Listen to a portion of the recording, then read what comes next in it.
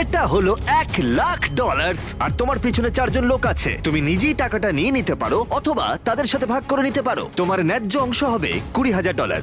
কিন্তু যদি তুমি চাও পুরো 1,00,000 নিতে পারো, তাহলে বাকিরা কিচ্ছু পাবে না। বলো আমাকে তুমি কি চাও।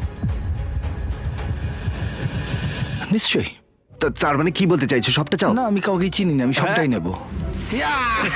যদি তুমি সবটা নাও তাহলে ওরা কিচ্ছু পাবে না। হ্যাঁ, আমি জানি। ঠিক আছে, আমি অনেক পেয়ে গেছি, অন্যদের সুযোগ দেওয়া উচিত।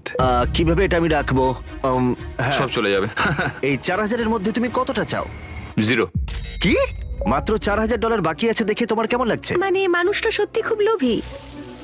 তোমার পরে দুজনের কেমন লাগবে বলে তুমি মনে করো? তাহলে আর 1,000 রইলো। আমি 500 নেব। এটা ন্যায্য? হ্যাঁ। তোমার আগের 4 জন তোমার জন্য $500 রেখে দিয়েছে। ওর জ্যাকেট থেকে সব টাকা পড়ে